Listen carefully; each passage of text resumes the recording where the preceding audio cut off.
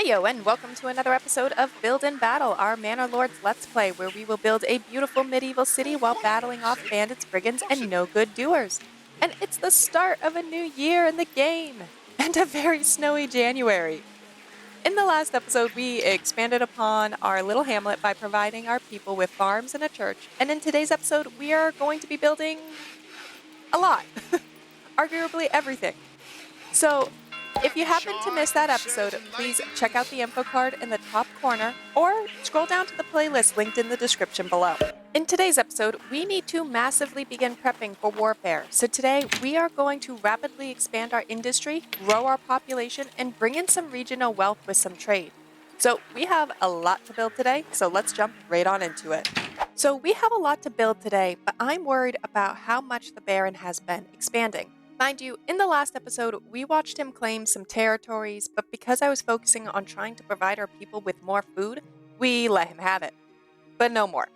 We are going to get our first militia set up, and part of this is also because we had this pop up right as I began loading the game today. We've received reports of a band of raiders roaming the nearby lands. Should we track their steps? Absolutely. So let's get that militia set up. And let's get them ready with weapons, so if we are attacked, or when we are attacked, we are ready to go. So what we're going to do, we're going to come into this army tab right here, and we're going to create a new unit. And now we have multiple different militia we can create. So you created your first militia unit. The male villagers will be evenly distributed between all militia units. They will then try to find the required Good morning, everyone. They will then try to find the required equipment. The weapon and shield depends on the unit type, while the maximum quality of body armor and helmet depends on the villager's residential level.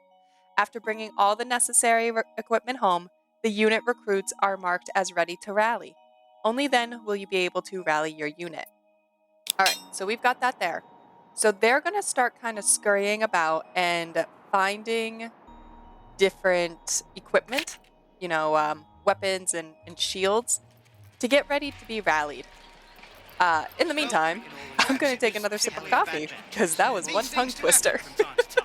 All right, so I'm a little curious about these raiders. So I'm going to try clicking. Okay, so that doesn't do anything. Regardless, I was hoping we could see where they were, but I don't see them. I'm still worried a little bit here, so I'm going to err on the side of caution, and I'm going to rally our troops right here in the center of town.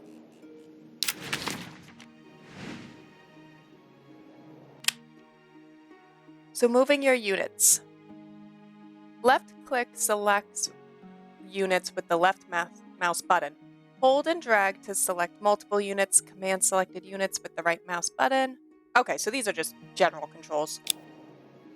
Very straightforward controls. I kind of like that. Combat of your unit depends on how many factors. Okay, stances. Check the army tab below to set them. Morale is the willingness to fight. It reaches critical points. Some stances become unavailable. Okay. Fatigue and effectiveness. Okay. So these are just some not building strategies, some fighting strategies right here. All right, that's 2 sips of coffee, guys. Let's start a tally mark here. Okay, so these are our units. So let's select them. Give ground, missile alert, balance, stand your ground, push forward. Disband, run to positions, hold. Okay. So if I just move them around a little bit. There we go. All right, let's kind of speed up here and see if we can fend off these raiders or if the raiders just decide to leave us alone.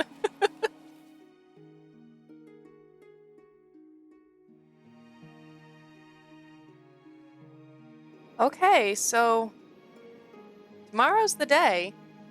I still don't see anyone marching in. I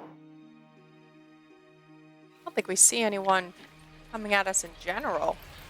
A bandit stole some of our food at one point, but kind of negligible.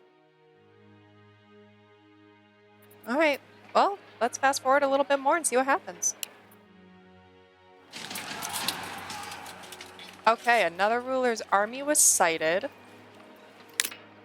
Okay. So that's the Baron. Where are we? We're way down here.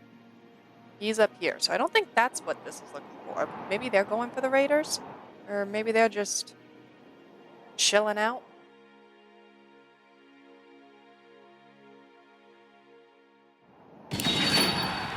Okay.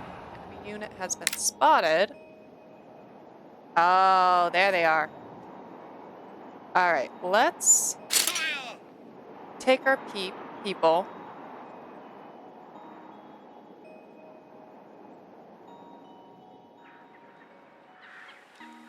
And let's go see if we can go... Where are they heading? Let's head right here. We'll head right here for now. Lord, run! Okay, we completed our mission. I still want to see if we can fight these guys. We don't have a lot of effectiveness. They are losing effectiveness. Okay. Well, let's have them meet up and go from there. Maybe we'll even take this bandit camp over here. Okay, I think we are going to battle. Not a huge fan of where our effectiveness is because they're at 100. We're at 60. We also just ran our troops across the map really fast, so yeah, let's wish them luck and see how this goes.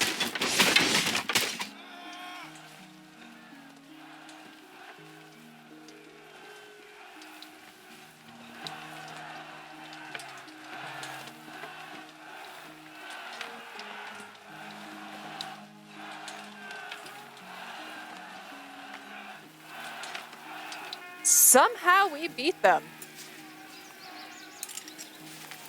Kudos to my men.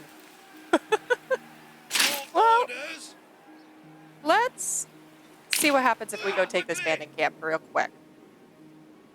Because I really wouldn't mind claiming this territory, especially since it has that rich iron deposit. And while they're walking up there, someone pointed out to me in the comments that the deep mining only works for those deposits that can be depleted. So it's not going to work in our region because they don't affect the berries or the wild animals. So I've got we'll change strategies on our original settlement, but I would still like to try to get that perk in this settlement if and when we claim this area. Okay, we got a new message. When searching through the enemy belongings, you find a stash of goods. They could be sent to your people who surely need them, though it is your right to keep it. So, I would love to give it to our people, but for now, I'm going to give it to us so that we can get a little bit of influence. And then, yeah, let's bring our people back and let them get back to work. All right, while we're waiting for our army to return, I want to start expanding our population so we can grow a larger army in the future. But before we start adding more burgage plots, let's add some of the upgrades like a chicken coop, goat pen, and vegetable farm to our existing plots. Now, these we especially need to be mindful of with our regional wealth, as I don't want to overspend before we have some income and trade set up for our regional wealth. So as you can see, we have 50 right here for now. So let's start with these main three. A vegetable garden costs 15, a chicken coop 25, and a goat shed 25. So what I think we're going to just do is upgrade these three all to vegetable. Let's actually just upgrade 2 of them. Had to do some mental math there really fast. So let's take this one, for instance. Let's go veggies and more veggies. This will leave us with about 20 regional wealth so that later on in this episode, when we start constructing a trading post, we have more than enough regional wealth to start those trade lines. And now that our army is here, let's disband that unit and get them back to working. All right, now that we have some of these upgrades in queue to get built, I also want to now increase the amount of burgage plots that we have. So I'm just going to come on in. I'm going to build this road probably up to about here. Actually, let's try something. I just am curious. If we come in, can we build burgage plots without a road? So let's come on in. Hey, we can. Oh, that's cool. All right, so let's snap a little bit to that road. I'm right about here.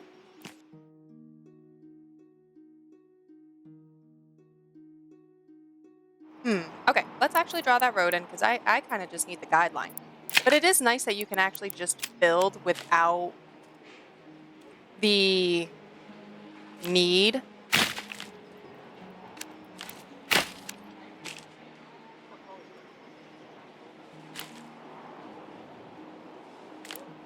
What was I saying?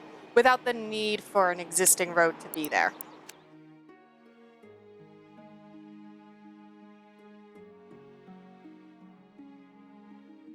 Let's put in 3 burgage plots with additional space.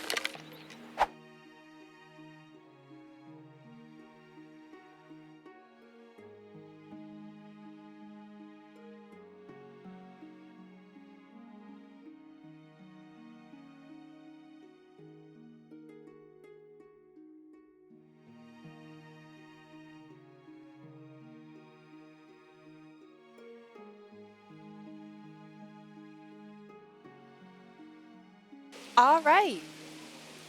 Everything is pretty much built now. We have a lovely torrential downpour. I'm going to leave this middle area here free for now. We will probably add more burgage plots later on in the episode, but I want to prioritize some of the space for some other buildings. All right, so with these 3 burgage plots now built, I do want to actually come in and just increase the living space for each one. So we're going to come in and get that going for each one. And we'll just let this kind of do its thing in the background. To be able to level up our burgage plots in the future, we are going to need to provide our people with alcohol. So I do want to come in and build a tavern right on this intersection near the well. I think it will be aesthetically pleasing to be positioned between the 2 marketplaces.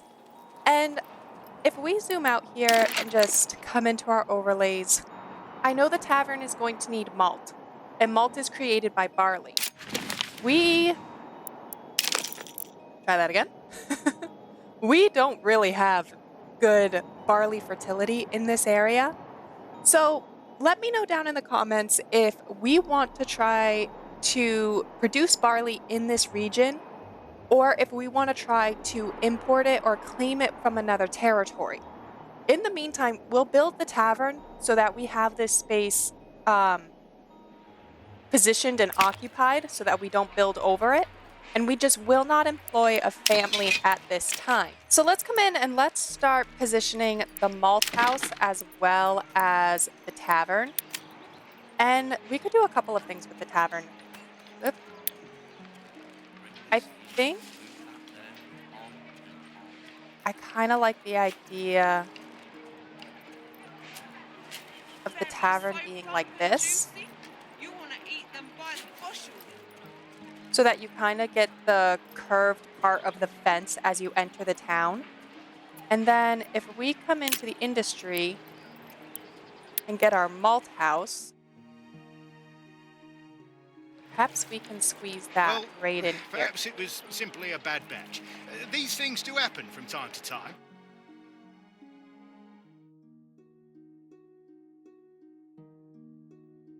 Okay, so we're going to do something I think a little weird, because I really like how this positions like this. So let's put that there. Let's come back into our industry. And let's just run the malt house right next to it.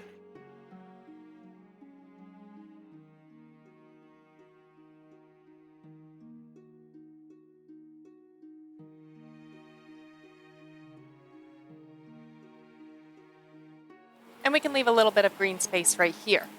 Step So right up let's and watch say, this all build up.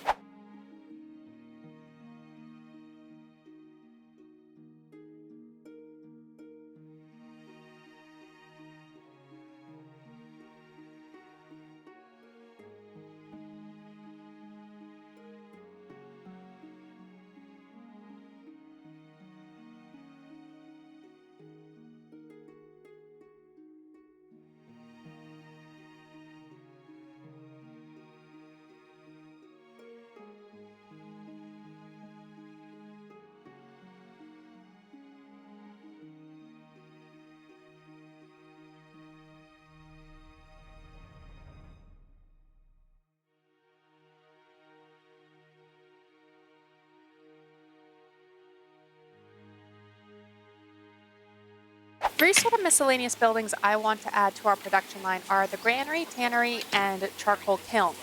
I want to start with the Granary because I made an error back in what I think was episode 1. Over here, I meant to place a storage house and a granary, and by accidentally placed 2 storage houses instead. Well, I figured we might as well leave the storage buildings, but we do need to add a granary, and I do still want to keep it in this central area because the marketplaces are here.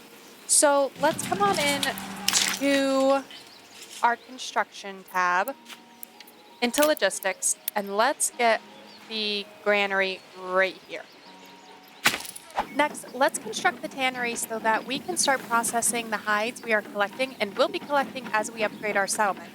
Hides can be gathered from the hunting camp and the goat shed upgrade on the Burgage plots. So I want to place a tannery right here near the hunting camp so that it can start queuing up the hides to this is process. heavier than it looks. So let's start by coming in actually with a road, like so. And then let's come into our construction tab. The tannery, I believe, is under industry. Yep, right there. And let's just snap this on in. Unsnap the roads, though, because I'm just going to line this up a little manually here. There we go, just like that. And then I actually kind of want to zoom in and watch this one construct a little bit.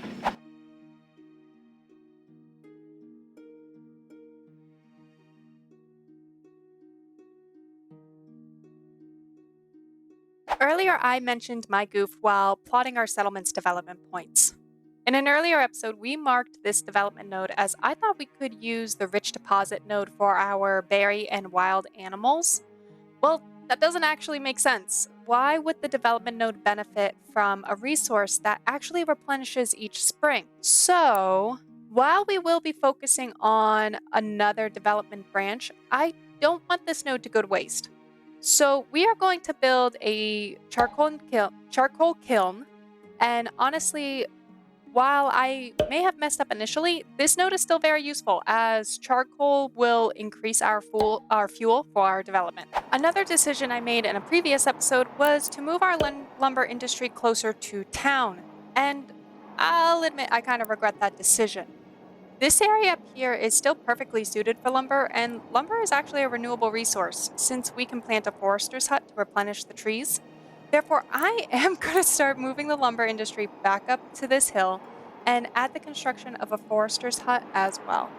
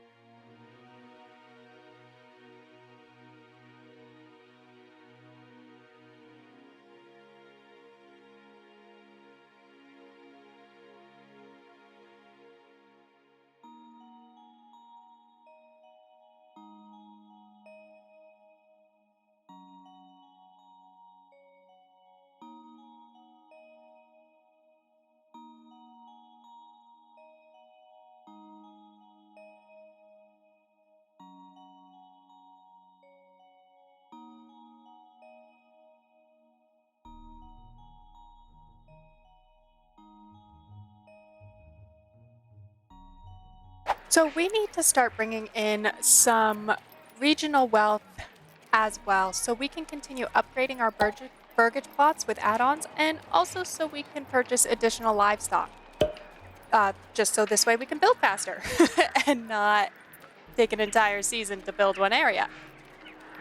I want to start by coming into this area right here near our marketplace, and I want to add the trading post first. So let's come on in, and I'm just going to pause the game for 1 second. And if we come into the trade tab and trading post, I want to line this just like so. And right here. For anyone who follows along with our City Skylines Let's Play, they know that I love making little modular builds. So what I want to do next is actually tuck another trading post right up here. Well, specifically the livestock trading post. And I want a road to come right up next to this. So let's connect there. Perhaps connect here.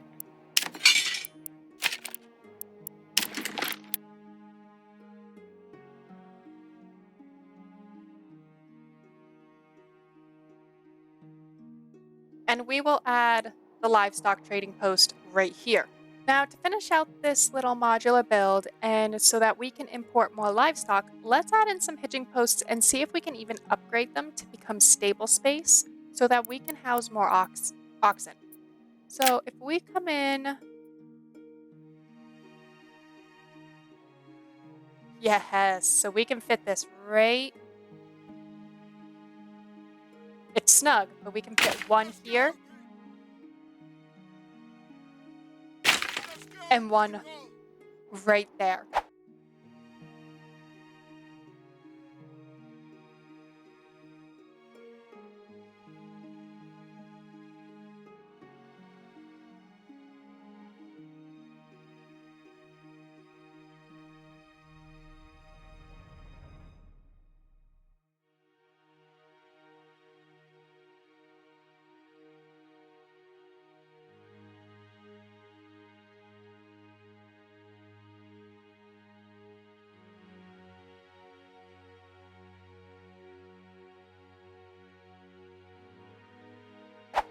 So while we are waiting for the stables to upgrade from hitching posts, I do want to start by coming in and setting up our first trade route.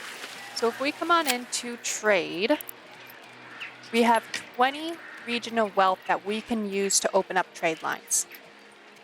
And I think I want to keep it with a resource that's easy for us to get our hands on for exports. And I don't want to import just yet.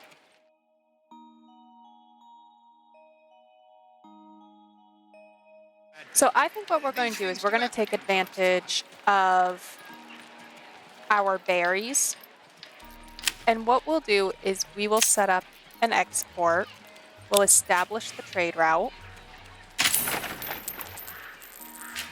And I want to have a desired surplus of 50. Now, if you're wondering why I'm doing 50, even though we only have 47, I want to make sure we're maintaining our current population's supply. And because it's a rich deposit, I'm pretty sure we will be okay if I just add a second person right in here. And then as far as it goes for oxen...